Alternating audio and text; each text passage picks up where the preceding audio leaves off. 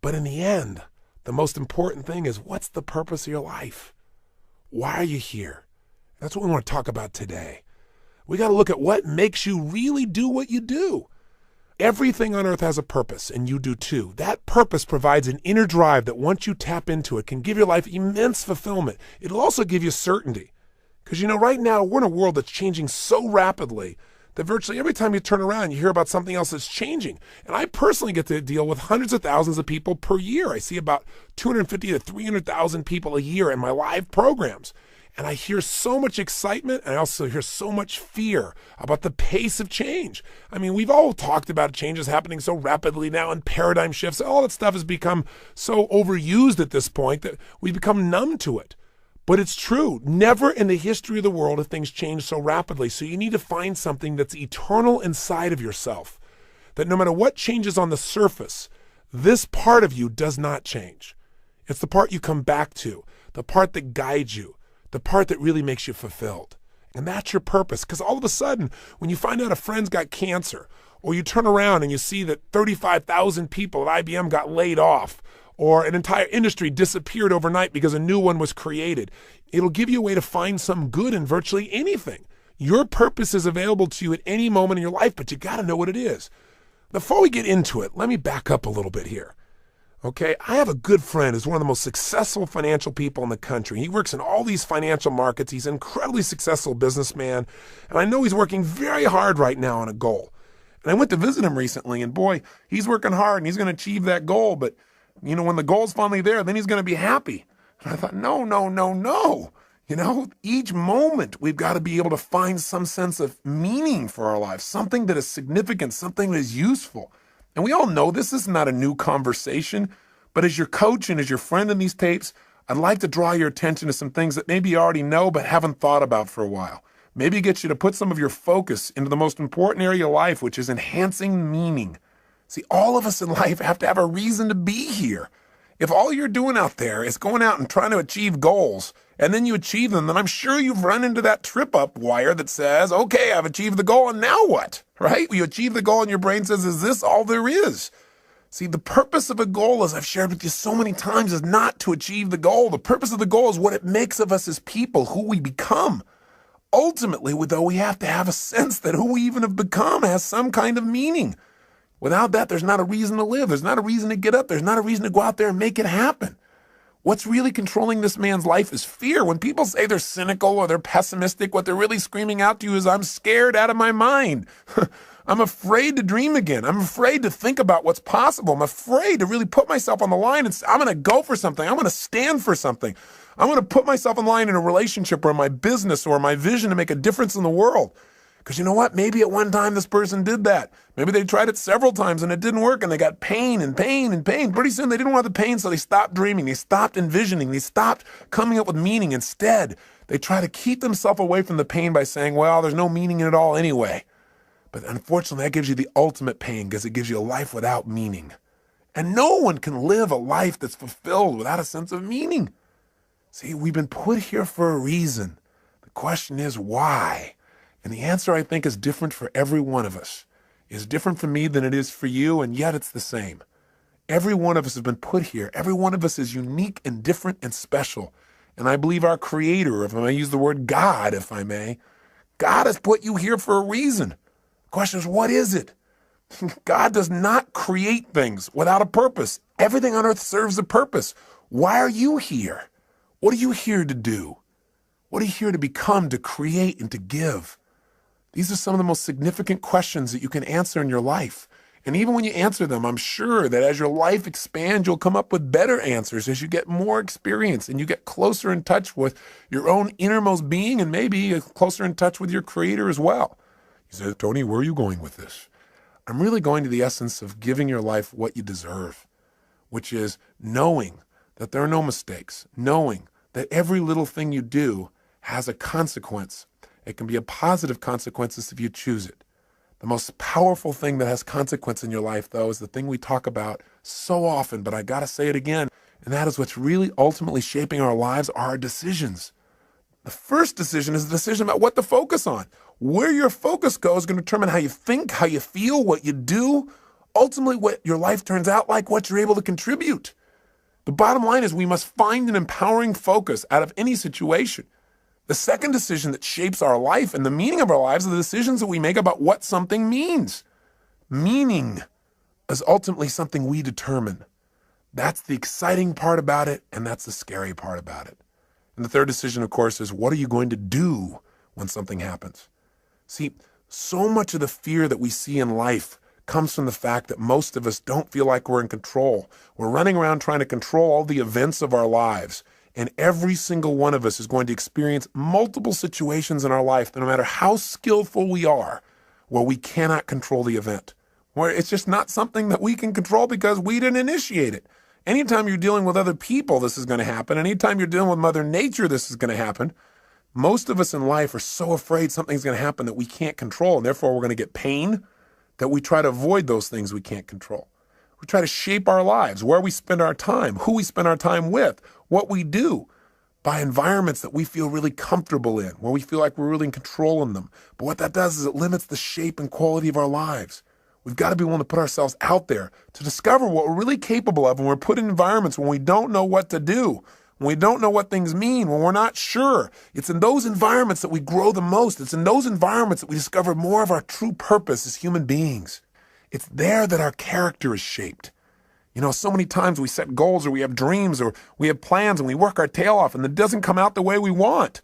And a lot of people come out of those situations disillusioned or angry or resentful or frustrated. They look for someone to blame.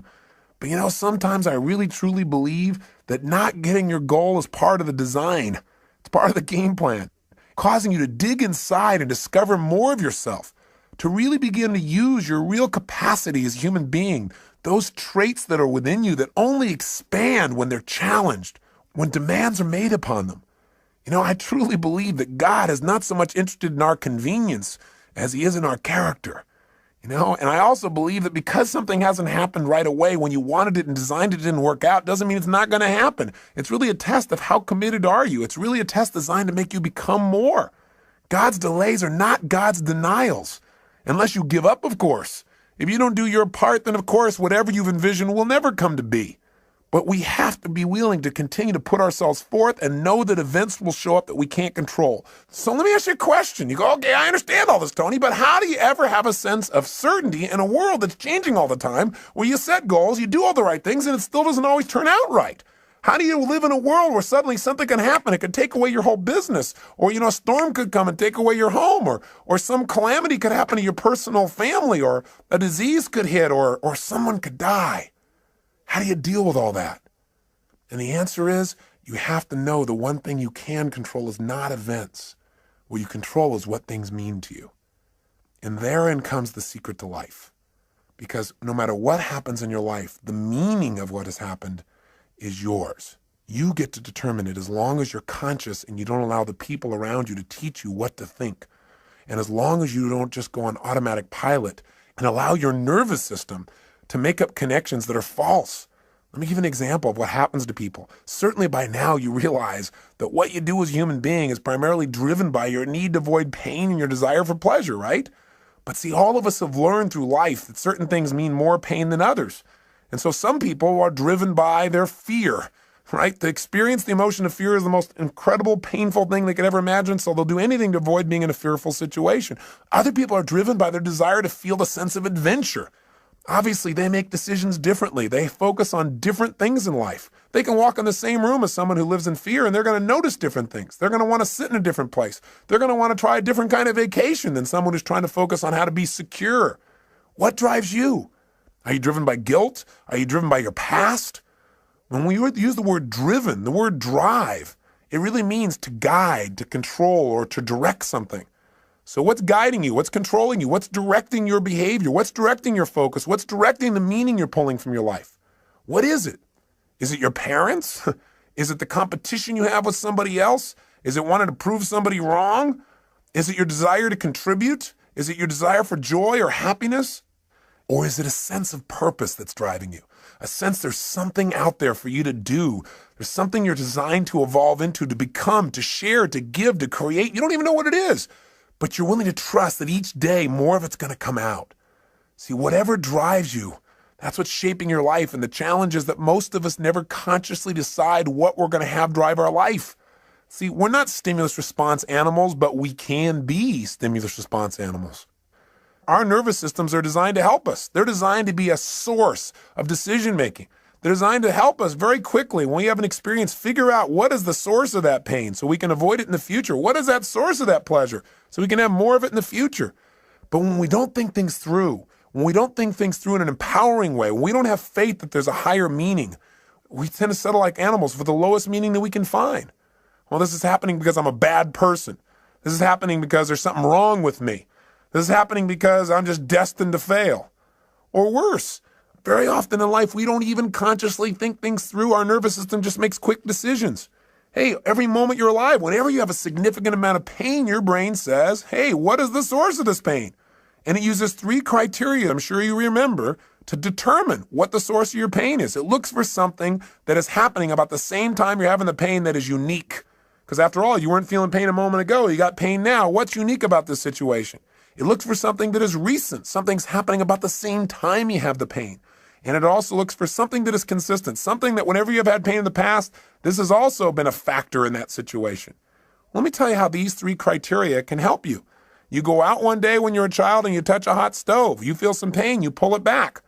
Your brain says, okay, what was unique to that moment that gave me the pain? It looks around and says, this burner, right? And says, what was happening about the same time I felt the pain? I was touching this burner. And what's consistent about it? Well, maybe nothing until you do it again. After doing it 2 or 3 times, or maybe one time because it hurt enough, maybe one time is consistent. It's like when somebody says to you, you always do that. I don't always do that. Yes, you do. You always do it. I've done it one time. Yeah, but, well, that's always. Well, human beings can make a one time consistent if it's painful enough. So the bottom line is, what do you learn? Your nervous system learns you don't grab burners. Right? You just don't do that. And so in the future, when you're trying to make a decision about what to focus on, what things mean and what to do, and you're going by a burner, one of the options is not to go grab that baby, just for fun. So as basic as this lesson is, we fail to realize that this simple system that assists us so much in making decisions because it helps us discover what is the source of our pain or our pleasure so we can avoid the pain, gain the pleasure in the future. This simple system can be misguided or misinterpret information.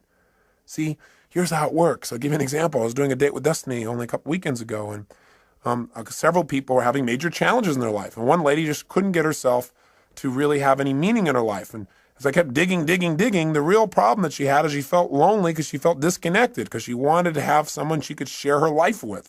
But she couldn't get herself to do that. Why would you guess someone couldn't get themselves to be able to share their life? Not hard to figure out, is it? Pain. Person, obviously, as I guessed, had a painful relationship in the past, which she had. It was so painful that she'd linked up in her head that marriage, because she'd had a previous one that was painful, equals death. Well, that'd kind of keep you away from getting into a closer relationship, right? How did her brain do that? Well, she said she was in this relationship. It was so great. But after they got married, this man became physically abusive, verbally abusive. He basically did everything he could to control every aspect of her life. And the worst thing of all, when she finally developed the courage to divorce this man, he threatened not only her life, but he also threatened their own son's life. And when that happened, she got linked up. Marriage equals death to not only me, but potential loss of the life of my child. That's even more than the loss of her own life for her. Well, it's not too hard to figure out that if your brain says, why am I feeling this ultimate pain? And it looks for something unique and says, well, because I'm married. And then it looks around and says, what was happening about the same time I felt the pain? Marriage.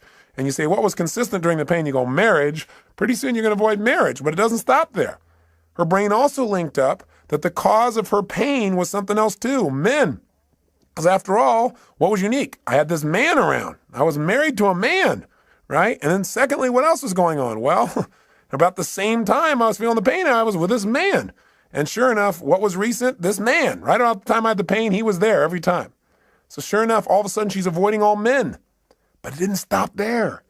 She also linked up that the reason she felt this pain was because she trusted. So as a result, her brain linked up unconsciously, if you trust, then you will die. Now, I would say to you the opposite is true. If you don't trust, if you don't have faith, then you instantly die internally. You may not die physically, but you die emotionally. Because anything that's worth living in life requires faith. It requires trusting. It requires knowing that you can get out of the chair and walk on this floor And when you step out on the floor, you don't stop and have to analyze, can I do this? And you don't weigh everything and think about your weight and the structure of the floor and what's underneath it. You just trust. Otherwise, you'd be immobilized. You have to trust to drive a car. You have to have faith to enter a relationship. You have faith to start a business. You have to have faith when all of a sudden somebody at this company says these 35,000 people are gone. You have to have faith that if you're one of those 35,000, that there is a better plan for you and that you will now act on that faith and take action and find that better plan, that better solution for your life. You must have that. When you lose trust, you lose meaning. When you lose meaning, you lose your life. Again, maybe not physically, but certainly emotionally. And when you lose it emotionally, the physical loss of life often is not that far behind. Medical researchers are now proving that the mind-body connection is not some psychobabble, but a physical reality, that the way we think and the way we feel about our lives affects us physically. In fact, Dr. Chopra recently shared with me that there is a new study that was done in the state of Massachusetts where they began to study what causes someone to die of their first heart attack before the age of 50, where they never get another chance. In other words, what was the number one risk factor they wanted to know? And they assumed that what would cause someone to die from just their very first heart attack, never get another chance, would be a person just had so much cholesterol in their body wasn't able to recover. And they found out that was not the number one risk factor. Then they thought, well, maybe they had diabetes. Maybe it was more of a genetic factor. They once again disproved that theory. What the Department of Health, Education, and Welfare for the state of Massachusetts states in their article clearly is the most important risk factor to determine that you will die of your first heart attack and not get a second chance is what they call job dissatisfaction. You got to have a deeper meaning for your life than, oh, I'm on that grindstone again, or I'm on that treadmill. No wonder most people in life turn to alcohol or drugs or television. And even then they can't find something to entertain themselves. Even then they don't sense any fulfillment because distraction does not create a life of significance. Distraction does not create joy. Distraction will not give you what you're seeking. Drugs will not change your life for the better. Right? What they'll do is hurt you. They'll create pain. And there are all kinds of drugs. Anything that doesn't expand you as a human being or allow you to share more love and joy with others in a natural way that enhances your physiology and your mind, your emotions, and your spirit is something you probably don't need. You got to grow. You got to expand. You got to contribute. You got to know that you're here for a purpose. There are no mistakes. There is a meaning. Even if you haven't found it yet, you must discover it. And you know what? For most people, they don't discover the meaning of their life until their life is over. What a sad place to be. Or until they have a life-threatening illness. Or until somebody very close to them that they love is about to leave them. You don't have to wait for the pain to discover the meaning. So how will I know when I found the purpose of my life? You decide what it is. You discover it and you decide this is it. And maybe later on I'll refine it. I probably will. But for right now, this is why I'm playing the game of life. This is what it's about. Every day, if I'm just being this way, if I'm just doing these kinds of simple things with other people, with myself, then I know I'm on track. I know there's a reason for my existence. We all have that. Now, I know you know the story of Viktor Frankl, right? The man who wrote Man's Search for Meaning. Here's a man who's in a Nazi concentration camp with pain everywhere around him, knowing at any moment he could be gassed or maybe spared. And if he was spared, he'd have the unique privilege of going out and taking the dead bodies out of those gas chambers, putting them in the big ovens. Talk about intense. And yet somehow in the midst of that pain, he found a deeper meaning. The meaning was that even though he was in pain in the moment, that somehow, someday he would survive this and he would come to share the story so that this would never happen to other people in the future. He couldn't find a meaning in the moment. He found a meaning in the future. And for most of us, the meaning that we want for our lives is here today, and it's preparing us for an even greater meaning in the future if we'll just use all of our life's experience, the pain and the pleasure, to become more, to prepare ourselves for whatever it is that our Creator has brought us here for, to prepare ourselves so that at the moment of truth when we are needed, we will deliver. And my real belief is we're going to be delivering all along the way. It isn't something that someday you're going to do. It's something you every day are doing. You know, my former spouse, Becky, just recently lost her father. And it's been a tough time for her because in a very short period of time here, she's lost both her mom and her dad. And that's an event you cannot control. And God knows we tried. You know, 3 years ago when they told us that her father had cancer, they told us that he would die within a period of anywhere from 3 to 6 months. And we just did not allow them to tell him that.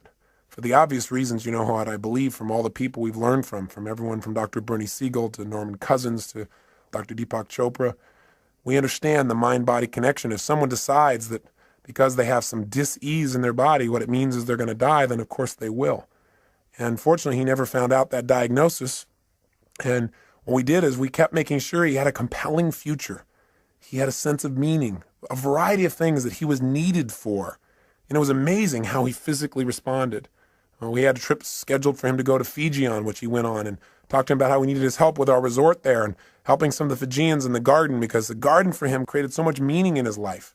It's about supporting, about nurturing, about helping life along a little bit. And so that he was excited about, and things we wanted him to do with his grandkids. And so we kept giving him compelling futures. And sure enough, 3 months went by, he was healthy. 6 months went by, he was healthy. A year went by. And through a variety of interventions, pretty soon he seemed to be better, until just recently when we started getting phone calls from his neighbors. He lived up in a place called Rand, Colorado, a little town with 14 people in it that he's been a major part of for years and years. And they started to call us to tell us that they didn't think he could take care of himself anymore. So we flew out and brought him back here. And the first few days, he was in phenomenal shape. It was like he was completely restored, being around the grandkids and being in the environment. He was all excited to share about things that were happening in his little town of Rand that he helped to create there, about the calves that he helped to deliver, and about the planting season and how they're helping people through the winter and some of the stories they've been telling. And he was just totally alive. And then we took him to doctors for a series of tests. They said they wanted to keep him overnight. The next day we called and I spoke to his main doctor, and he said it looks like he just has a form of meningitis. So he said that'll be real easily treatable and he should be okay. And he said, don't worry. He said, we're just going to do a series more tests because he's a bit dehydrated. He lives at an altitude of about 11,500 feet and he's not drinking enough water. And he said, we're going to run a couple more tests, he said, next day. He said, but I think he'll be fine. He said, I have to go out of town. He said, my partner doctor will be working with him. So he said, I've passed on all the information. You can check in with him tomorrow. Well, the next day, Becky went to go see her dad, and I was out doing a seminar, and I got a phone call, and the phone call was that they'd done additional tests and that they'd found out that the cancer had spread throughout his spine and into his brain. And while it wasn't treatable before, when they told us 3 years ago, it's certainly not treatable now, and that they thought he would die within weeks. The worst part was, though, that they also told this to him before they told it to Becky. So he had no one there to support him through the process or to give him other options.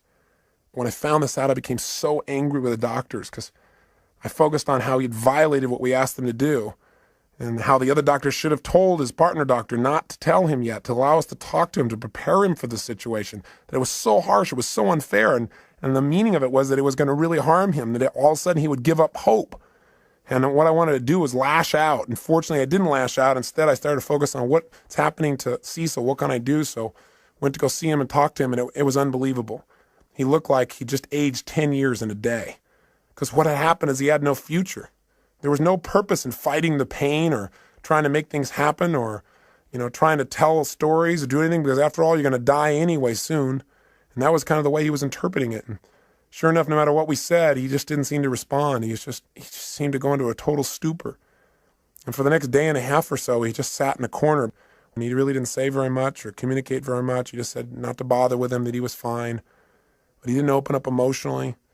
And I just sat down with him and I cried, and I told him how much I loved him and how much Becky loved him and how he needed to share with us what he was really feeling, because holding that back wasn't protecting us from pain. We just felt separate from him. That he could choose what this was going to mean for his life. The doctors had told us 3 years ago that he was going to die within a matter of months then. And here he was 3 years later. I said, what if you would have just sat around for 3 years in this little corner doing nothing because you thought you were going to die any day or any week? I said, that'd be pretty crazy, huh? And he started to laugh. I said, look at this. I said, you can't just sit off in this corner. Hey, you might die tomorrow. You might die in 6 weeks. You might die in 6 months. You might die in 6 years. You might die in 10 or 20 years and really screw these people's brains up. I said, it doesn't matter how long you're going to live. What's going to matter is how you're going to live while you're here. And I said, you've lived an incredible life.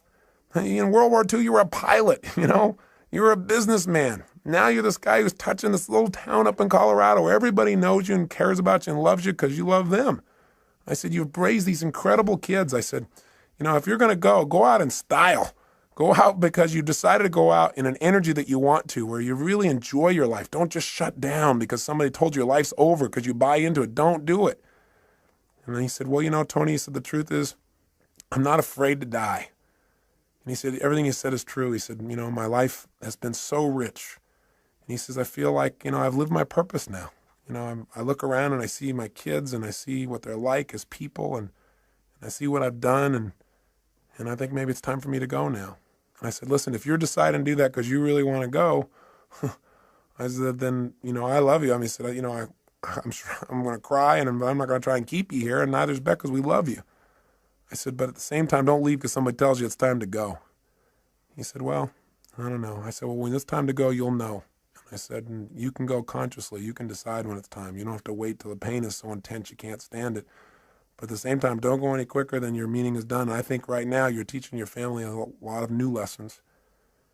He said, yeah, that's probably true. And I said, so what do you want to do? How do you want to do things? I said, let's get your fanny out of here. Let's get about. And we had this great conversation and talked about all kinds of things. I won't bore you with the details, but I let him know that he never have to worry about his daughter and that she had become the kind of person he could always be proud of. And it was amazing because the next 3, 4, 5 days he came to life.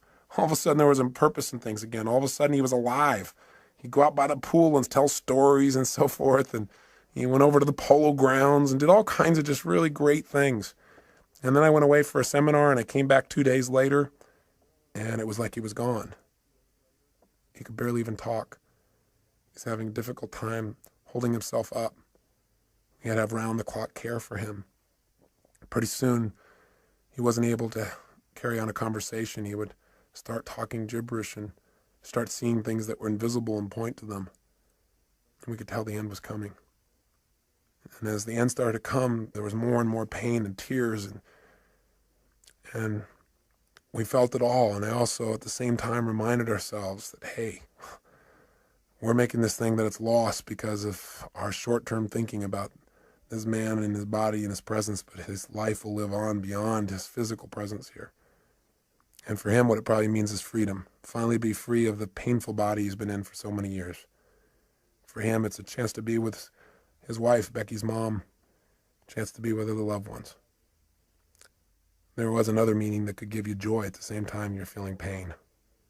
And so we tried to focus on those. And then one night I got home and all of a sudden I was called by the nurse and she told me that Becky's dad had just passed away. And I had to share it with Beck, and we cried and we talked, and at the same time she felt an incredible sense of peace for him. It's amazing how instantly how we felt could change just by changing what we focused on, from our loss to his gain, to the feeling of joy for him to be free. We couldn't control the event, but we could certainly direct our own minds by thinking beyond ourselves to something deeper, to a deeper meaning in life. I got back yesterday from going with Becky up to this little town in Rand, Colorado. This little town I'd never been to before, but Becky had been there many times, and I got a chance to see where Cecil lived and the impact he had. He didn't really want a funeral. He never liked people who, quote, put on airs for anything. He was a simple man with simple values and a simple mission. And when I got there, I looked around, and he never explicitly said what the mission of his life was, the purpose of his life. But in a town of 14 people, and we went out to this gravesite to put his body into the ground, and suddenly person after person started showing up. We knew all 14 people would be there because we knew he'd touched them all. They all loved him. He was the storyteller. He was the man who took an old car years ago and painted it black and white and put a star on the side and put a dome in the inside with glasses and made it look like a police car so that when people came running through this little town, which consists of about 7 or 8 buildings, that they might slow down.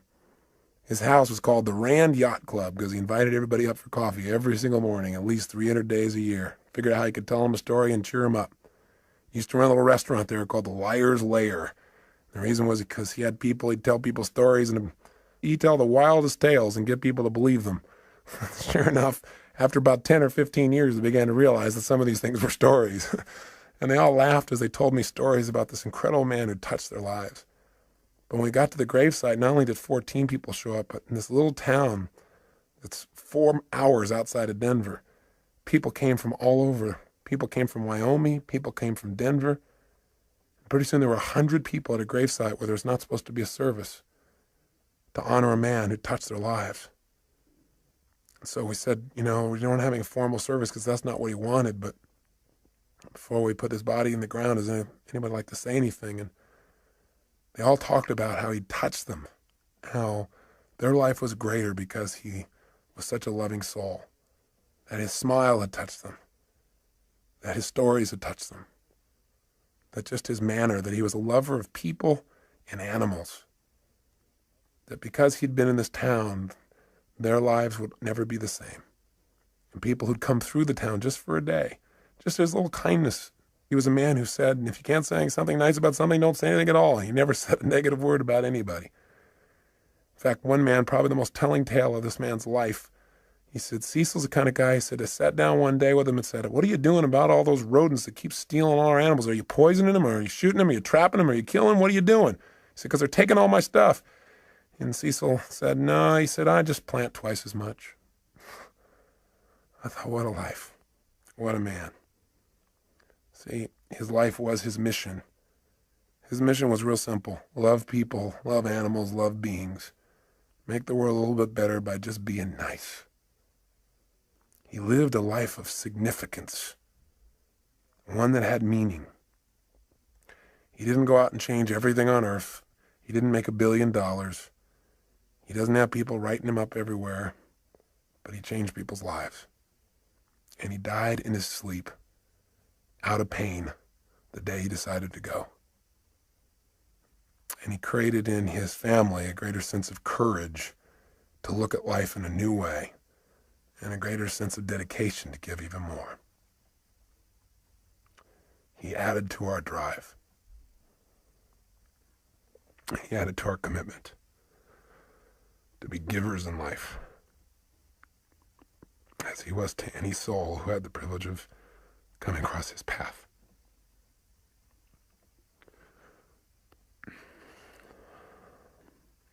I hope it also makes you think about what's most important in your life. I remember an interview with Michael Landon in Life magazine when he knew he was going to go. And he said, quote, somebody should tell us right at the start of our lives that we're dying, that we might live life to the limit, every minute of every day. Do what I say. Whatever you want to do it now. There are only so many tomorrows. If you and I are going to live our lives fully, then maybe sometimes we can take the experiences of those around us and learn from them. We can learn that in all of our lives we're either warnings or examples. Cecil's life was an incredible example. He didn't think anything in life was insignificant. Not a rodent, not a flower, not an animal, not a stranger passing through. He lived by a philosophy that they also live in Fiji. By the way, Fiji was his favorite place. And the last things he told me was the happiest time of his life, the last few years, were the trips he took to Fiji. I think it's because he felt like there everybody understood what he understood. That life is meant to be a happy, to be a joy, to appreciate the little things as well as the big things, to appreciate one another, to be givers, to be lovers of life. I say to you that if you're driven by anything other than your love, than your spirit, than your desire to contribute, your desire to grow and expand, if you're driven by your need to please others, if you're driven by your fear, if you're driven by your past, maybe it's time to free yourself. And the way to do it is decide. Decide consciously what you want your life to be about. Decide consciously what's the purpose of your life. Something simple. Something you can live every single day. I think that when I look at people's lives and I see the people who are having so much difficulty, I think the number one reason why people fail to experience joy in life, experience life as a win, is not because their life isn't a win, because the win can be just reaching out and touching somebody around you. The win can be just telling somebody that you love them. The win can be taking care of your body, God's temple. The win can be stopping and feeling grateful. The win can be anywhere. You don't have to land on the moon to have the win, and you can enjoy landing on the moon too. But how much better to enjoy the process? Because we're going to spend most of our life in process towards the achievement of goals. Now, I'm not saying don't go do things, and I'm not saying don't have grand schemes and dreams, and I'm not saying don't do those, because our lives are better because people have dreamed huge dreams and they've made them happen. But I'm saying don't do it at the expense of not appreciating what's true along the way. And What Cecil's reminded us of is all those little things that are so, so important. And we've always believed they're important. I feel like we've always lived that they're important, but I just want to redouble the effort. It's part of my commitment to him. So in his honor, I challenge you to do the same. I challenge you to hold yourself to a higher standard. I challenge you to realize that you're here for a purpose. There's something for you to do and be here for yourself and for others. You can't just do for others, not do for yourself, or you won't be here. So this is really designed to get you to ask yourself, are you being efficient? Or are you being effective in your life? There's a big difference. If you're being efficient, then what you're doing is you're doing things right. But if you're being effective, you're doing the right things. Are you doing the things that are going to give you the most joy in your life? Why are you doing what you're doing? And where is it taking you? You know, we all need to have what I call a code of conduct, a set of standards we hold ourselves to every day about how we're going to be as people, the kinds of states we're going to live in, because it's out of those states that we affect everyone around us. Just stop and think about what's most important. Think about why you're here. What's the purpose of your life? Step out of the moment and into eternity. Think about what's eternal when you're feeling insecure. Start to realize there is something inside of you that is never ending, that there's something inside of you that is unchangeable. And that's the part of you that knows what is right, what to do, and why you're here. And so, you know, it may sound metaphysical, it may sound religious or spiritual. Call it whatever you want. But know that the bottom line is that you are here for a reason, and that it's a special reason that only you know. And it may be that you haven't found it because you're looking for something huge. And it may be that you're living it right now. You're just not appreciating your purpose. Maybe what you're doing right now is your life purpose, this thing that you detest most. Or maybe what it is doing is giving you the challenge to really discover something within yourself that allow you to give and be more. Because life is about two things, being and doing. How are you going to be as a human being? I mean, ultimately, our destiny is who do we become as people, and what do you do? What do you contribute? That's what it's about. That's what gives us a sense of fulfillment. A life of significance is one of growth and contribution. It's one where you decide what your life's about. Simply, what are you here for? Are you here to live, to learn, to grow, to share, to love? What are you here for? I'm asking these questions. I'm hoping you're thinking, not just listening to me. What is the special plan for you? You've got to discover the purpose of your life. There is a plan. There is something here for you that's different than anybody else in the world, and you've got to discover what it is. And the best way to discover is just trust your instinct and say, what is it? If it was simple, it was clear, and I was living every day, why am I here? Because if you never discover your purpose, how can you ever win the game of life? How can you really enjoy it thoroughly? See, I look around at people so often, they're so unhappy, and I think the reason is that they don't ever win the game of life. It's a game they feel like they can't win, like they're always losing.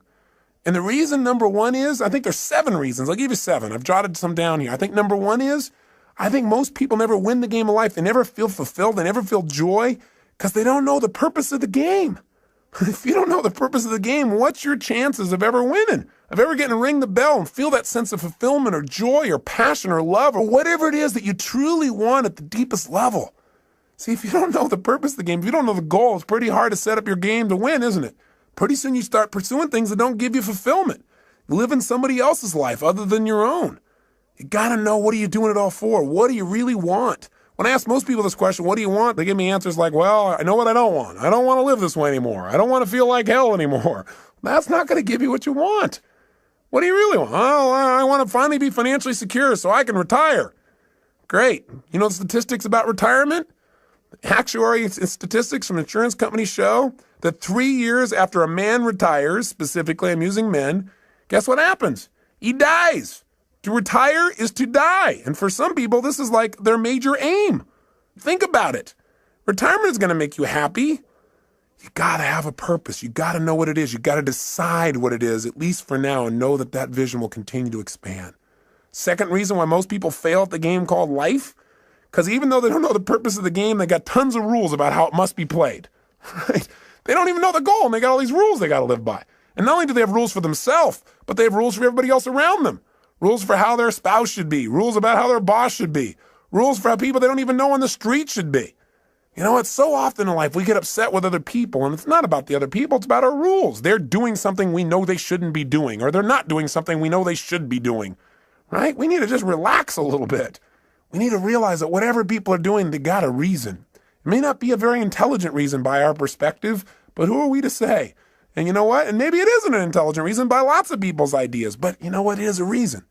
I mean, it all comes down to how do we wire ourselves as human beings. See, whenever you see somebody, you think they're doing something crazy, have some compassion. Are there any stupid things you've ever done in your lifetime or crazy? I would hallucinate based on my own personal experience. The answer may be, you betcha. And the bottom line is, we got to understand that things are going on that we don't understand with people. I remember one time I was talking to Stephen Covey about times where we misinterpreted people's behavior, and he told me about this time when he got on a subway, and this man walked in and brought on a bunch of his kids, and they were just running rampant, screaming, yelling, making noise, creating havoc.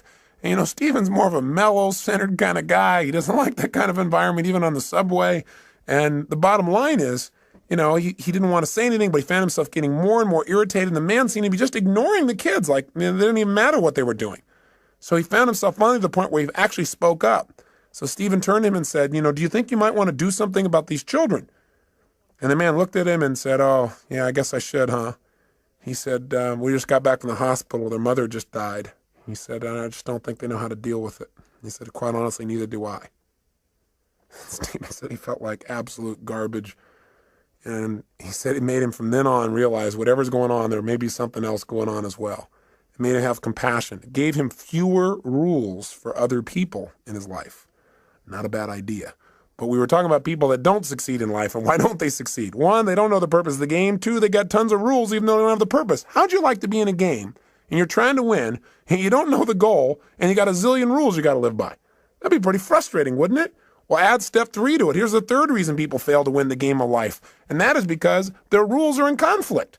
We've got all these different special rules where we contradict ourselves, where in one situation you're supposed to be one way, and in another situation you're supposed to be totally different in order to be effective. See, if you got a bunch of rules in conflict, which most of us do, you're going to have pain. You're going to have frustrations in your life. Here's the fourth reason why most people don't win the game of life. Because even when the person plays by the rules, they don't always win. In other words, you do everything right, you don't always get rewarded. You give your all. You put your heart and soul on the line. You do everything right, and still sometimes it rains on your parade. Sometimes, you know, a storm comes down and beats the death out of your crop. All of a sudden, you're in the Midwest, and the flood comes and destroys all you've worked on. You know, that kind of messes your brain a little bit. You start saying, hey, you know, why even try? There's no meaning to this. Everything I do is for naught. That's worthless. Not realizing there's a deeper meaning. There's a meaning beyond the moment. That what's happening in this life right now, this event you can't control, whether it's the loss of a father as Becky has gone through and a father-in-law as I have, or the loss of a business, or anything that seems to be a loss, is a gain if you ask yourself, how can I use this? What else can this mean? If I can't use it today, how will I use this someday? How can I turn this into opportunity? How can I make myself more? How can I use this pain to sculpt my soul? What can I do right now to move myself forward? These are the kinds of questions that will support you instead of woe is me, why this have to happen? You'll never get an answer to those. Those questions will leave you in an endless loop. Here's the fifth reason why most people fail in the game called life. Sometimes you break the rules and you win. Oh my gosh, you do something you know isn't right. You do something you know you shouldn't do, something that's against your own values, against your own way of doing things, and you get pleasure. And your brain goes, hey, maybe there's some new rules out here. Maybe I don't have to live by these rules. After all, when I worked my butt off and did everything right and held myself to this high standard, I got pain, I break the rule, and I got pleasure. Maybe this is how it's really wired. Maybe I ought to just take a look at life being this way. You know what it does? It takes you away from your higher purpose. It takes you away from what's most important in your life. And while you might get pleasure in the short term, you give up that sense of dignity within yourself that says you're doing the right thing. That's what causes more people to fail in life than I think almost anything else, because the ultimate pleasure in life requires sometimes short-term pain to get to it. And that ultimate pleasure is who you become, what you contribute, and the experience of life that you have because of that growth and contribution.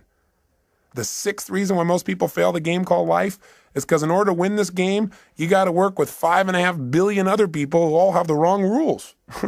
They don't know the purpose of the game either, and they are real clear that there are certain rules you must live by.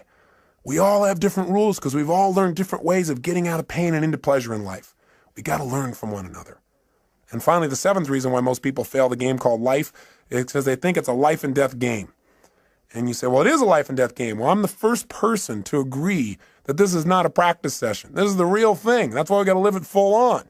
But if you think everything is life and death every moment, you put so much pressure on yourself that you truly will not live life. You'll live in fear. And that's no life at all. How do you live life and win the game? Well, in spite of all this stuff that sounds so terrible, there are people that seem to be winning, seem to be fulfilled, seem to be making a difference, seem to have a great deal of joy in their life. And they seem to have it consistently. And they're not doing it through drugs or alcohol or distraction. They're doing it through living a life of significance. How have they done it? They do what we do in our Date with Destiny seminar. We accomplish 7 things in that seminar. And I bring it up because I hope you'll take the time and actually come, where we'll get your purpose and your mission statement and your values all in the exact order you ideally need them to be, so you're being pulled in the direction you want instead of being pulled in multiple directions.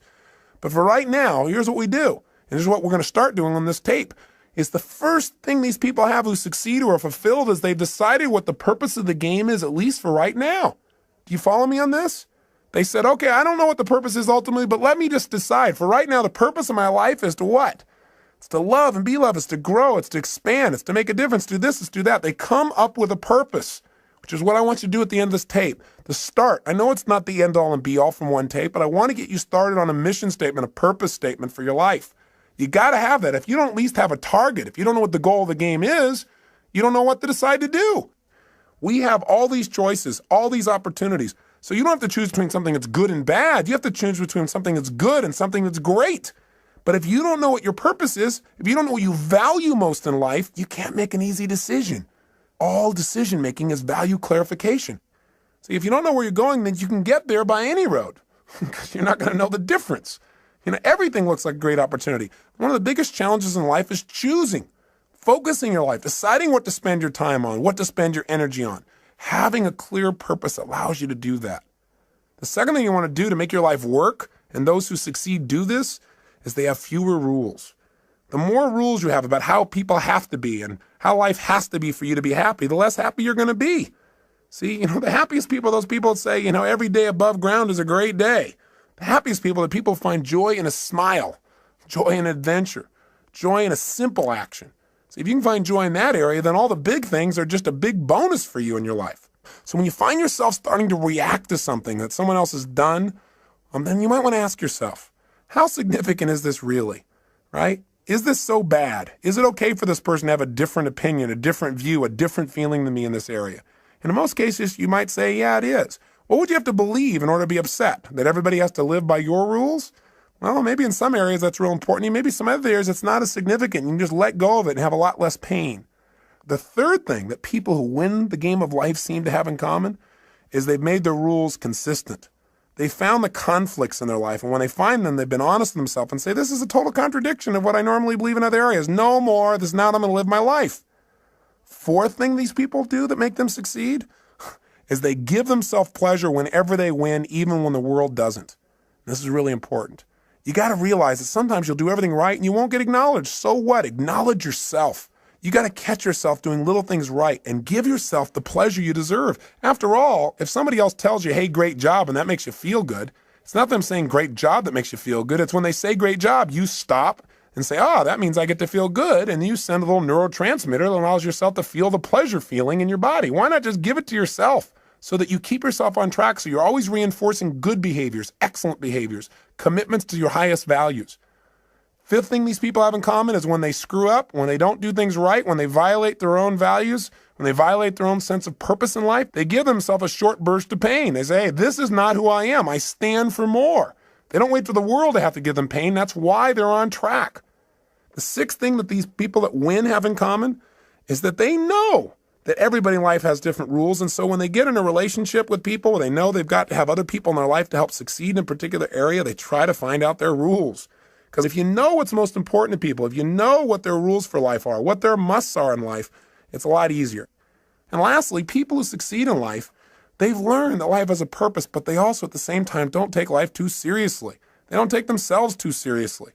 What's that old funny metaphor? Why do angels fly? Because they take themselves lightly, right? The bottom line is we've got to look at life in a different way. Now, with all this conversation we've had here about purpose, what are you and I going to do right now so that you have a greater sense of meaning? Well, one is I don't need you to just go out and create this grandiose purpose and write pages and pages and pages. I think that the simplest things can be the most powerful things. And so if you can now, close your eyes and think about what you want to be when you were going to grow up. Go back to a time when you're 5, 6, 7, 8, 9, 10 years old. What'd you want to be back then? What'd you want to do? Who were your role models? And why did you want to be that? Think about it just for a second in your head as I'm saying this. You might want to write a few of these things down. In fact, pretty soon you're definitely going to want to write things down. So it might be good to stop the tape right here and just think about what your purpose is and pull out a piece of paper and a pen or a little computer and let's work together on this for a second. What were some of the things you wanted to be when you were growing up, when you were a little kid? I remember one of the first things I wanted to be was an archaeologist. Now, whatever you wanted to be, here's the question I want to ask you. Why did you want to be that? In other words, what was the feeling you were hoping to get from that? What were the sensations? What were you wanting to be and do? What were you wanting to get from that?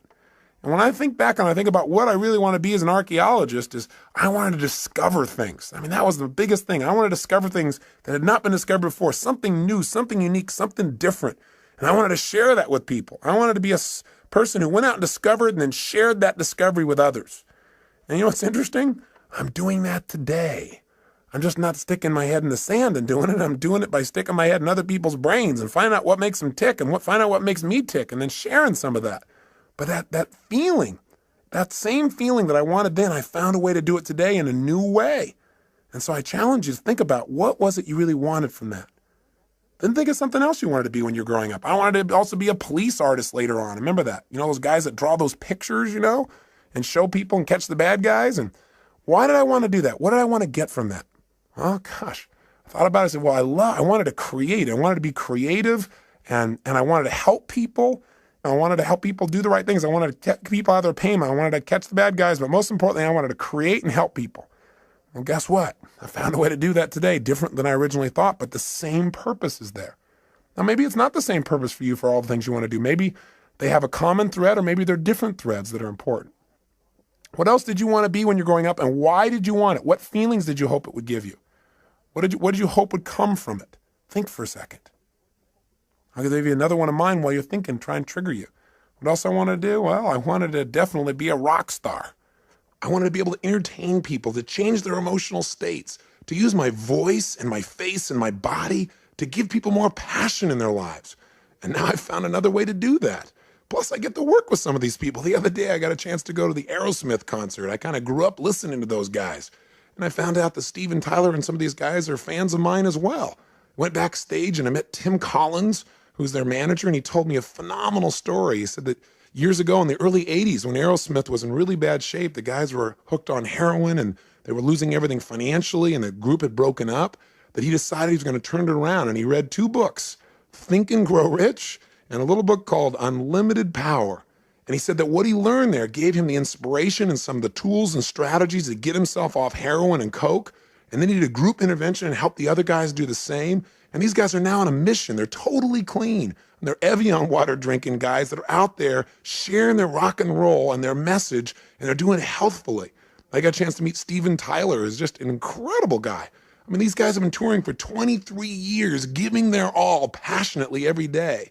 I feel like they're brothers. And it was really interesting because he said, I watch you on TV all the time. I feel like we're walking the same path, And he said, I listen to your tapes. And he said, we really have the same mission. He said, do you think you'd get together with us and do a gig for us? I said, what do you mean? He said, well, the guys on the weekend. Could you maybe do your gig for us so we could all participate on the weekend?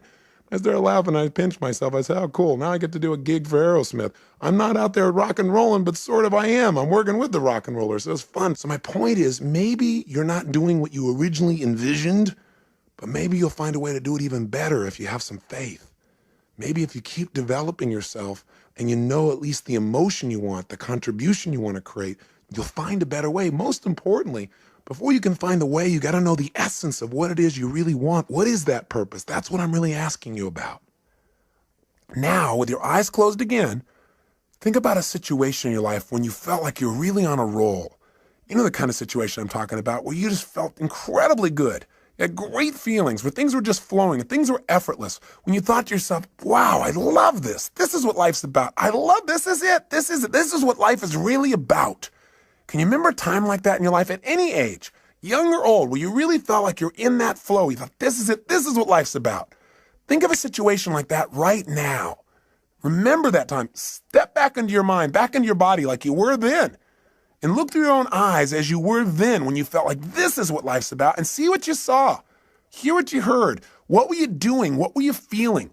What were the states you were in? What were you experiencing? Yeah, think about it. And tell me, what is it? And was there anything in common with this with some of the other things you wanted to have in your life, the feelings you wanted to have? Maybe you wanted to grow or create or contribute or discover or expand or challenge. What is it? Love. What were the feelings and what were you doing? And then when you get a sense of what that was, then think about this. Think of another situation in your life. Think of a second one when you felt like you were on a roll at some other point in your life, when things were flowing, when you felt this is it, this is what life's about. I love this. Think of another time like that and step into that situation as well. Step into it right now. As you step in that situation, look around, see what you saw then, hear what you heard then, feel what you were feeling then. What was happening in that moment? Not just what you were doing. Notice what you were doing. Were you creating or writing or speaking or communicating or manufacturing something or studying or learning? Or what were you doing? But also, how were you feeling? What were the states you're in? And what were you doing for others if they were involved? Were other people involved? What was the process? How were you being and what were you doing? Feel it in your body. Is there anything that is similar between this and the last experience? Or anything about this that's similar between this and the feelings that you wanted from those things you wanted to be when you were going to grow up? That's it. Notice it and capture not only the idea of this, but the feeling as well.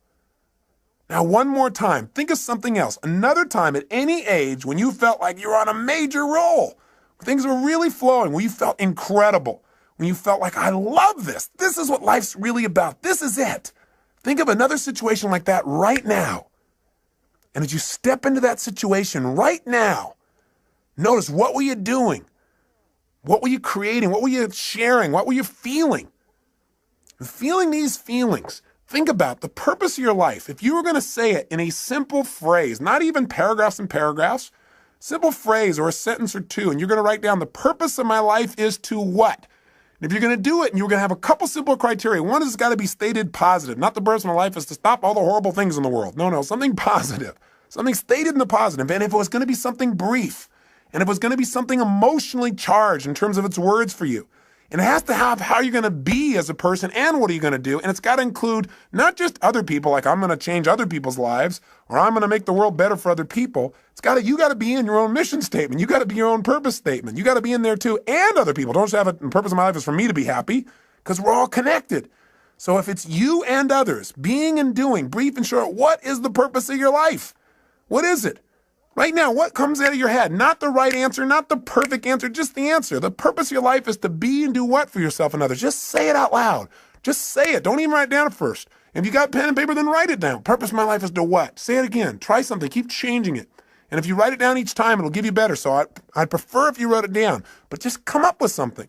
The purpose of my life, for me, Tony Robbins, is to serve God and my fellow man by being a powerful, loving, passionate, outrageous, courageous, strong, playful, crazy example of the unlimited possibilities that God gives when you commit your life to service, when you're really focused on contribution. That's what my life's about. I know what I feel. I can change the words slightly here and there, but I know the essence of my life. And you've got to know what that is for you. That is what will help you to make the decisions. That'll give you the motivation to get up early and stay up late. That'll make you connect with people in a way you've never connected before, but you got to know what it is. And it's got to be more than just you. You and others got to be brief. It's got to be emotional. It's got to be intense. So go do it right now. Turn off the tape and just start writing like crazy. What is the purpose of your life? And when you write something, write another thing. Cross it out and write another one. And keep writing it better and better until you got something you like, then to turn the tape back on. Go for it. Do it now. The purpose of your life is to what? You did turn the tape off, didn't you? You're not just sitting there thinking, come on, if you write it out, it'll be better with more precision. Turn it off. And if you're on your way back, then just ignore the last sentence. Welcome back. Now, do you got something you really like? I hope so. Now, I know it's not the end all and be all, and it better not be perfect, or I'm going to come through this tape and grab you. Your job is not to be perfect. It's to be excellent. Perfection can never really be achieved anyway. If you're truly a perfectionist, then it's never perfect. But it's getting better all the time.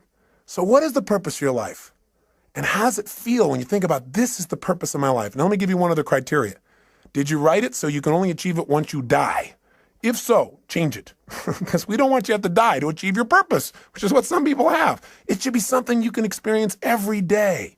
You know, whatever you do, Whether you're just sitting at the lunch counter, you're walking through a grocery store, you're going and conducting your business, I don't care what it is. It should be something you can feel. And you got to find what that is for you and how to language that, at least for now, so you know the goal of the game. With that, your life takes on a whole nother dimension. So as you go out over the next month, try something. Take this purpose statement and keep it in front of you. Put it in the system you use for managing your time and keeping your to-do list. Put it up on the wall nearby. And as you look at it each day, don't just write it and forget about it. Think about each day, how can I live my purpose more? And when you go to make a decision about doing something and you're not sure why you're doing it, you can always go back to your purpose. You can do it going into a meeting. You don't know why you're going to the meeting? I'm going to the meeting. I'm going to be powerful, loving, passionate, outrageous, playful. I'm going to inspire people to see what's possible if we really serve all the people around us. That's not hard to figure out. You have a guiding principle. No matter what happens, principles don't change. The essence of who you are will not change. The environment may change. The vehicles may change, but what's inside of you won't. Let me say one final thing to you before I send you off and have you take some more time to work on your mission statement. One is, if you want to send me your mission statement to Robbins Research, I'd love to receive it. I'd love to see how you've languaged the purpose of your life. So if you feel like doing that, please do and address it to me personally. But the other thing is this. I want you to realize that very often, not getting your dream gives you your destiny. What I mean by that is this.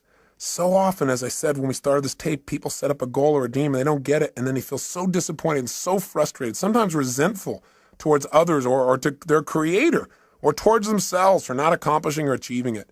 But the truth of the matter is, whenever something happens, you must find an empowering meaning. You must ask yourself, how can I use this?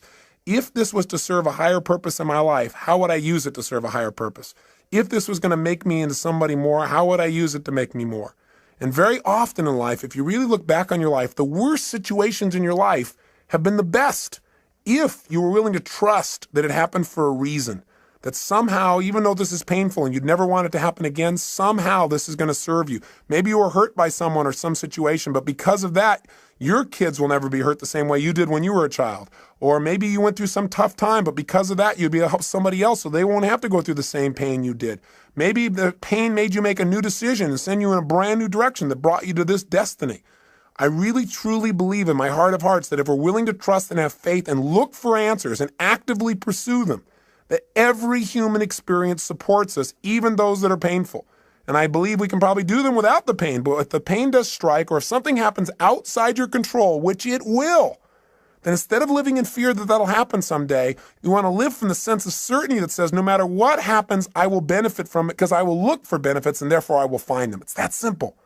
And I'll give you a good metaphor. There's a great movie, I'm sure you recall, it was called Field of Dreams. In it, they said, if you build it, they will come. In the movie, Kevin Costner seeks out an old man by the name of Doc Graham. He's played by Burt Lancaster. And when he first meets this man, he's going to see him to tell him about a field of dreams that Kevin has developed, a place where these old men could come back and play again, to be young again, to live their dream. And when he meets Doc Graham, he starts to talk to him and he says, I understand that you only were able to play one inning in your life, because Doc Graham said, well, yeah, my whole life's dream was always to play baseball, to be a professional. He said, every single day I gave my all. I lived this passion. He said, I took ground balls and batting practice and I pushed myself.